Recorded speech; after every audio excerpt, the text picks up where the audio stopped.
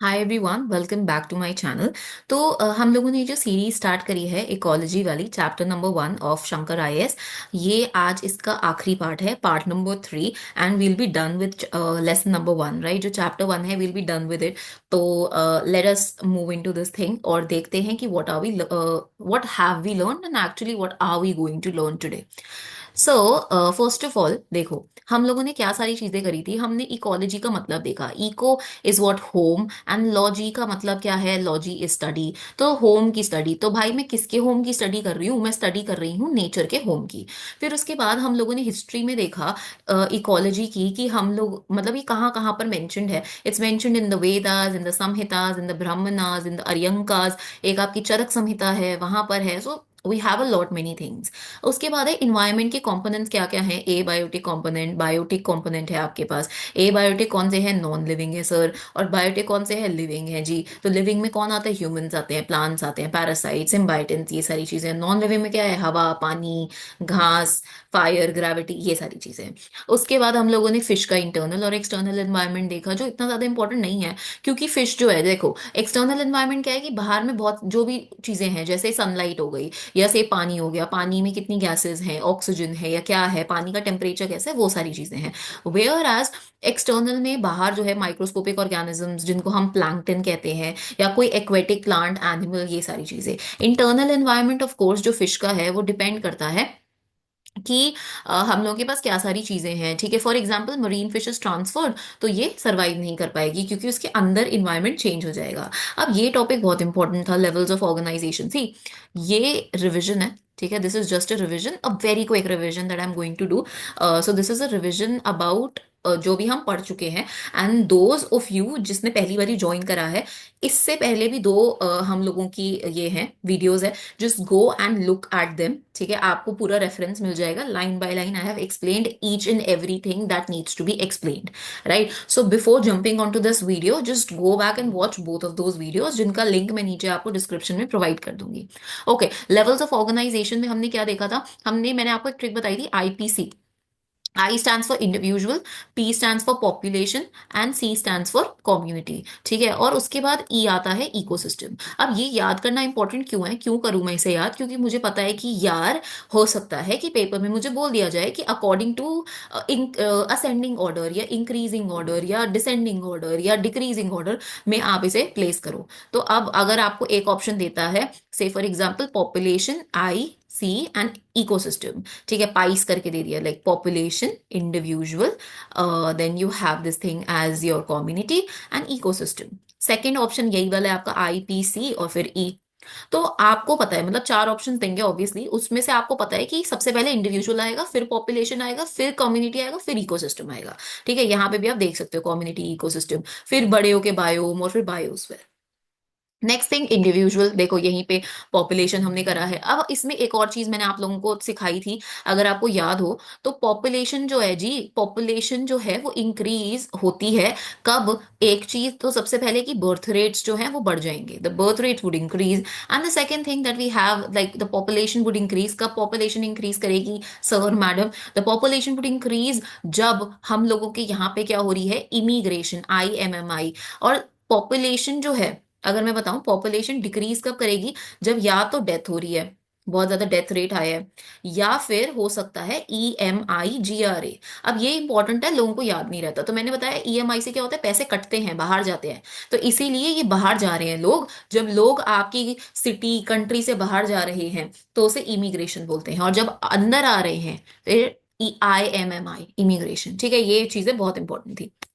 उसके बाद कम्युनिटी देखी हमने, कैसी तरीके की दो मेजर कम्युनिटीज हैं आपकी, मेजर कम्युनिटी और माइनर कम्युनिटी। मेजर कम्युनिटी क्या है? Large size, well organise, relatively independent है ये इंडिपेंडेंट है, जैसे ट्रॉपिकल एवरग्रीन हो गया। माइनर कम्युनिटी दूसरे पे डिपेंड करती है, जैसे a mat of lichen on a cow dung, दूसरे पे डिपेंड कर रही है। उसके बाद हमने स्ट्रक्चर ऑफ कम्युनिटी देखा, इकोसिस्टम देखा। ठीक है, जो लास्ट वाला लेक्चर है वो हमने इकोसिस्टम पे करा, कि सर जो इकोसिस्टम है आपका, वो दो फैक्टर्स पे है, ए बायोटिक पे जो भी हमने स्टार्ट में देखा, और बायोटिक फैक्टर पे। बायोटिक कौन से हैं? जो लिविंग है। और ए बायोटिक कौन से हैं? जो नॉन लिविंग है ना? अब नॉन लिविंग फैक्टर्स कौन कौन से इफेक्ट कर रहे हैं इकोसिस्टम पे?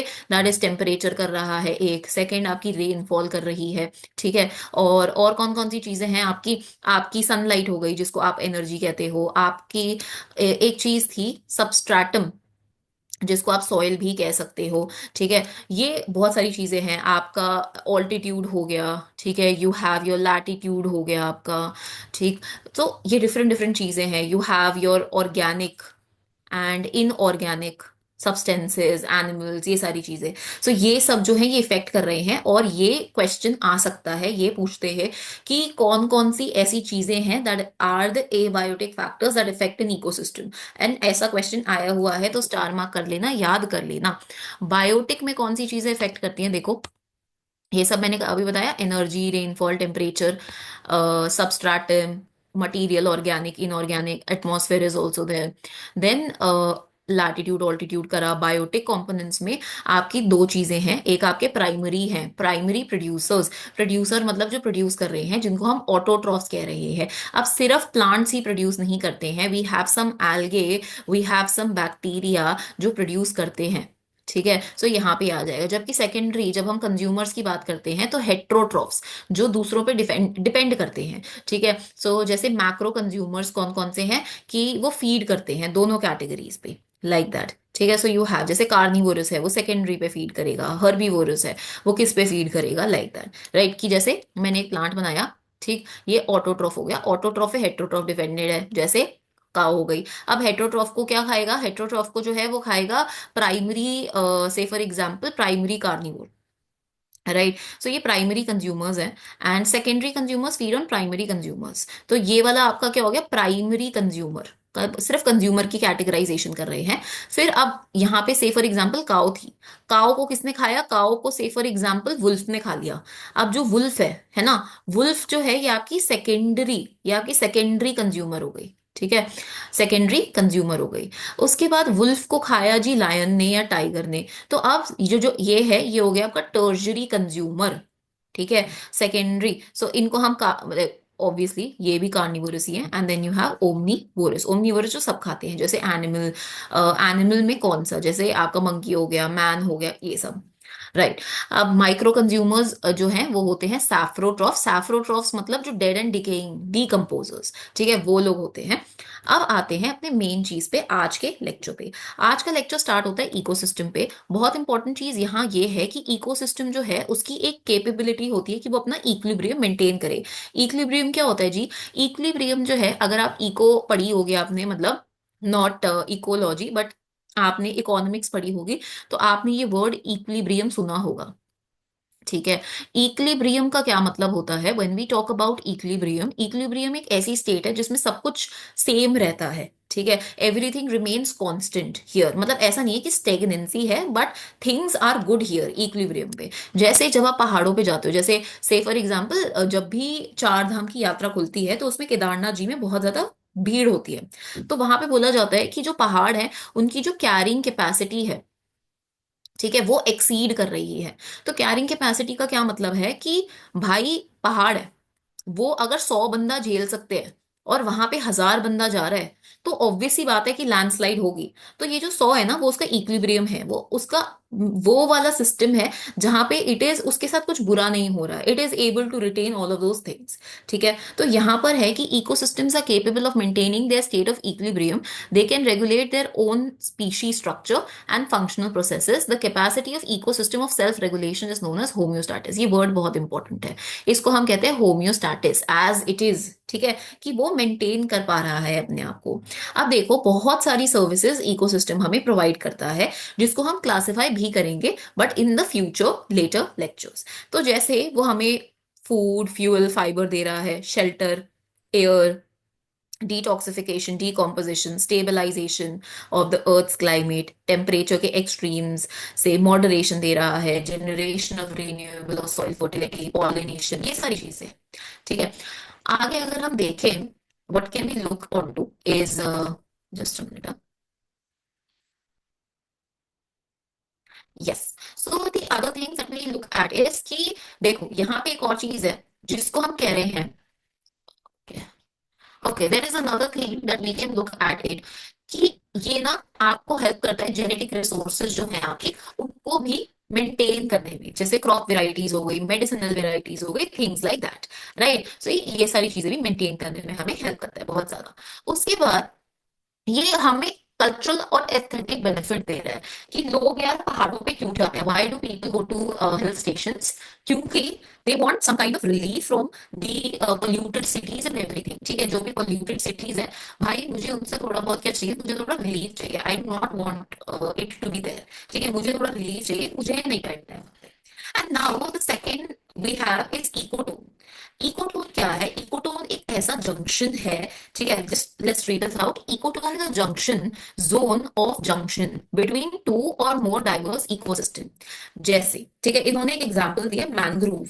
अगर आप में से कभी कोई बंगाल गया है, और if either of you have seen this thing, आपने कभी भी देखा हो, ठीक है, if you have like ever seen this thing, आपने कभी भी देखा हुआ हो इस चीज को, मैनग्रूव्स को, तो यू माइट नो कि ठीक है मैनग्रूव क्या है, what are the things with mangroves out here. तो मैंग्रोव्स क्या है? दे सर्वाइव इन वाटर, है ना। तो इनकी रूट्स वगैरह भी वाटर में होती है, and they are actually halophytes. What do we call that? हम इन्हें हैलोफाइट्स कहते हैं। हैलोफाइट्स कहते हैं। So we actually call them halophytes. Halophytes का मतलब है कि they actually love salt water. अब यहाँ पर जब हम अपनी बात कर रहे हैं, वी से, व्हाट डू वी से, हम ये कहते हैं कि यार जैसे इकोसिस्टम में आपका एक टेरेस्ट्रियल इकोसिस्टम है जिसमें आपके पास एक जंगल है, and the second thing that you have is a mangrove, और थर्ड थिंग है कि आपका पानी आ गया। ठीक है, तो यहाँ पे क्या एक ट्रांजिशन है, जब आप एक सिस्टम से दूसरे सिस्टम में ट्रांजिशन कर रहे हो, तो बीच में जो भी आता है उसको हम इकोटोन कहते हैं। Represent an ecotone between marine and terrestrial ecosystem. Other examples are grassland, estuary and river bank. अब देखो, जैसे ग्रासलैंड्स हैं, if you have ever gone to a jungle safari, आप अगर कभी भी किसी जंगल सफारी में गए हो, तो आपको ये चीज पता होगी, whenever if you have ever ever gone to a jungle safari, तो you might know this thing. क्या चीज आपको पता होगी? Just a minute. So you might know कि, yes, so I was saying कि अगर आप कभी भी गए हो, जैसे जिम कॉर्बेट या एनीवेयर एल्स जहाँ पे भी आप रह रहे हो, वहां पे if you have ever gone to a jungle safari, so you might have seen grasslands, है ना। तो ग्रासलैंड्स में क्या है, ग्रासलैंड जो है अपने आप ही एक इकोटोन है। जैसे वी हैव पूरे फुल फ्लेज जंगल्स है, एंड देन उनके बीच में हम लोग की ग्रासलैंड्स है, एंड देन ग्रासलैंड्स के पास बिल्कुल ही बैरन डेजर्ट आ गया। सो ये एक इकोटोन है, एक जोन ऑफ ट्रांजिशन है। ठीक है, so this is an example that you can understand from this. Moving ahead, what do we have next? कि इकोटोन जो है, ठीक है, अब जो नेक्स्ट चीज है हमारे पास is the characteristics of ecotone.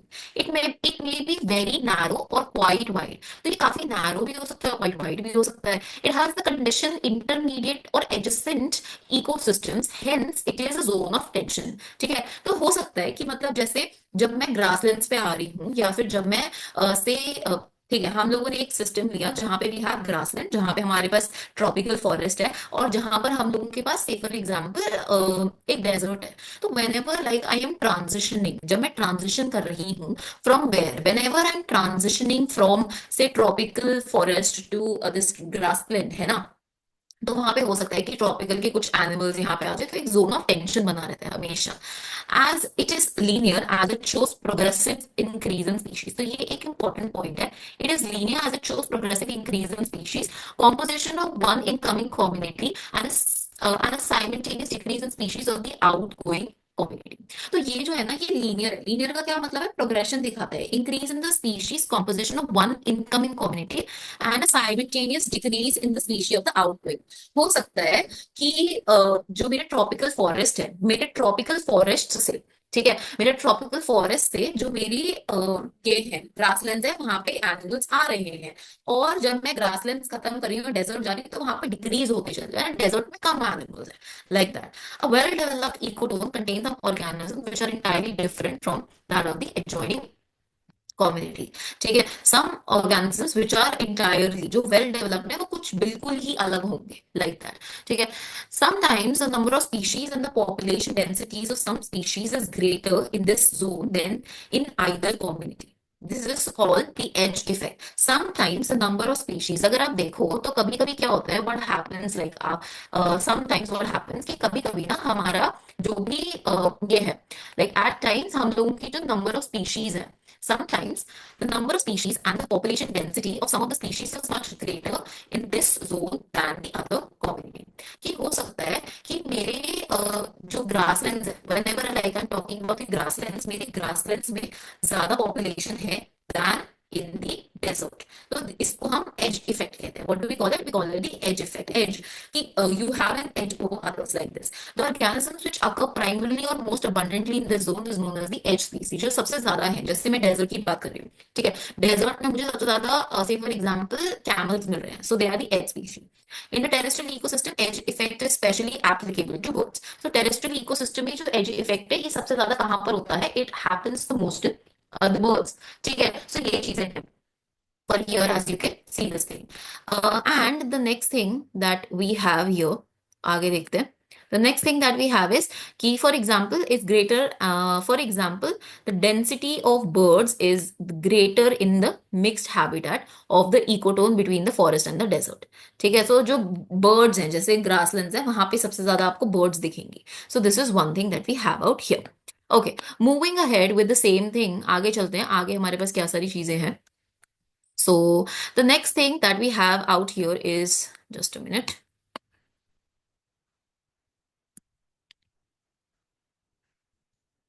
Okay. So यहाँ पे ना अब देखो, एक चीज है that I would like to just,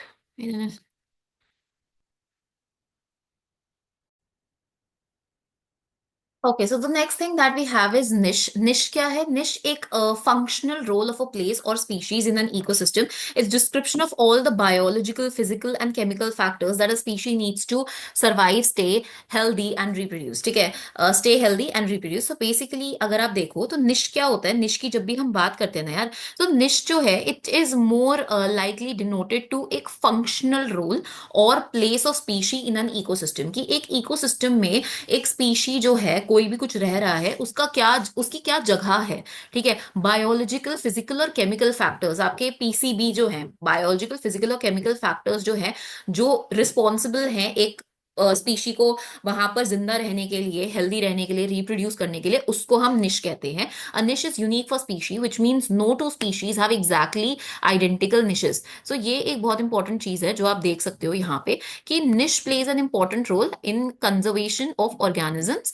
and कोई भी ना दो स्पीशीज जो हैं, कभी भी उनका सेम निश नहीं हो सकता है. Two species can not have the same niche and this is very important out there. ठीक है, सो कभी भी मतलब, क्योंकि हर एक स्पीशी के जिंदा रहने के ना यार अलग अलग फैक्टर्स है, किसी की भी सेम फैक्टर्स नहीं हो सकते. तो अगर पेपर में आता है कि two species can have same niches, नहीं, they can not have same identical niches. ठीक है, they can not, no two species have exactly, ठीक है, they have identical niches. If we have to conserve species in its native habitat, we should have knowledge about the niche requirements of the species and should ensure all requirements of its niche are fulfilled. अगर मुझे किसी भी species को जिंदा रखना है, जैसे मैं जू में रख रही हूँ किसी को, तो मुझे पता होना चाहिए उसके लिए क्या कंडीशंस इंपॉर्टेंट है. जैसे अभी हमने बहुत सारे क्या करे थे, चीताज लेके आए थे हम, है ना, कूनो नेशनल पार्क में.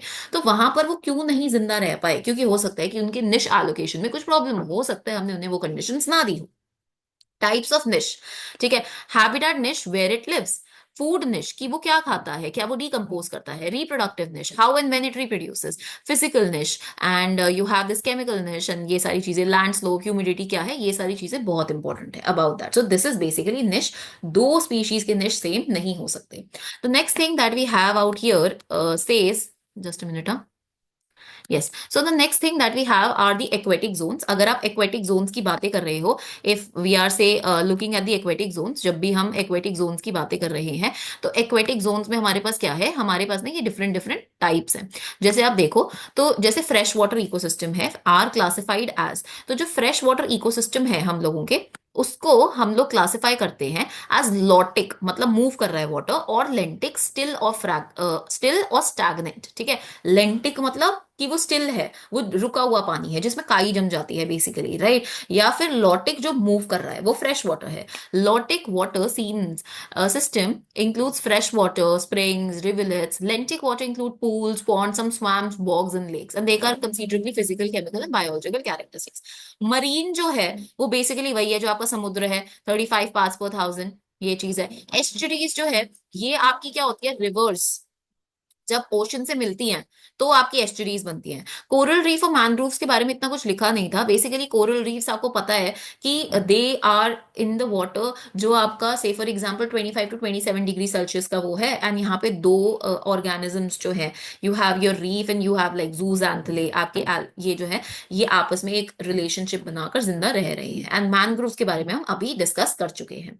ठीक है, आगे चलते हैं। The next thing that we have your, so next thing is कि ये ना लास्ट के ही है एक्चुअली। अगर आप देखो तो नेक्स्ट थिंग इज कि हमारे कौन कौन से टाइप्स ऑफ हैबिटेट्स हैं, and this I will arrange a very special class for you, क्योंकि ना ये एक पूरा इस तरीके का सिस्टम है, क्योंकि ना बायोम्स है, एंड हर किसी बायोम का हर कोई अलग अलग reason of flora and fauna है।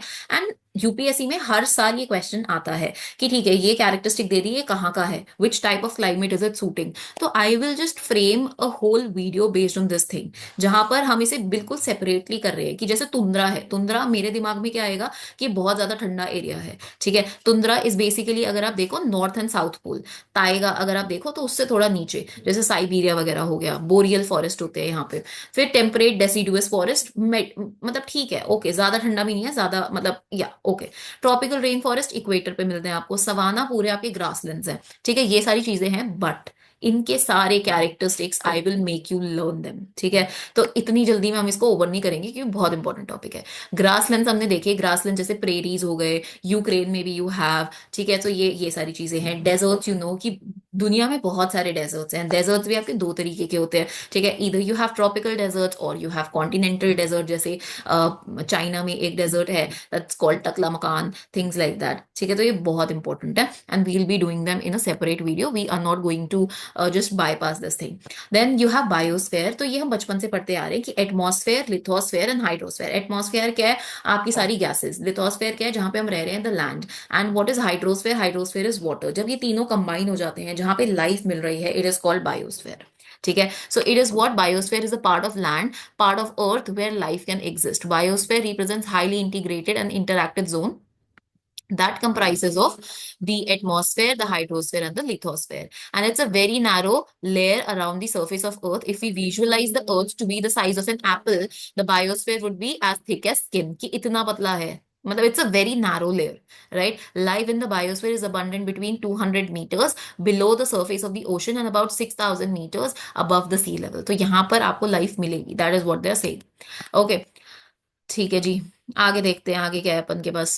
सो biosphere is absent at extreme. ठीक है, यहाँ पे आप देखो कि ये जो है ना, जहां पे अभी हमने कहा था कि आपको वो मिलेगा तुंद्रा, तो एक्सट्रीम नॉर्थ और एक्सट्रीम साउथ में ये एब्सेंट है। जो आपका बायोस्फेयर है, जो आपका बायोस्फेयर है, ठीक है, वो एक्सट्रीमली, जो आपका बायोस्फेयर है that is extremely absent at poles and north pole, south pole, and the highest mountains and the deepest ocean, since existing hostile conditions do not support life. Occasionally spores of fungi and bacteria do occur at great heights beyond 8,000 meters, but they are not metabolically active and hence represent only dormant। कि वहां पे bacteria हो सकता है but वो ना active नहीं है। ठीक है, मेटाबॉलिकली एक्टिव नहीं है, तो इसलिए हम उसे डोरमेंट मानते हैं, सोया हुआ।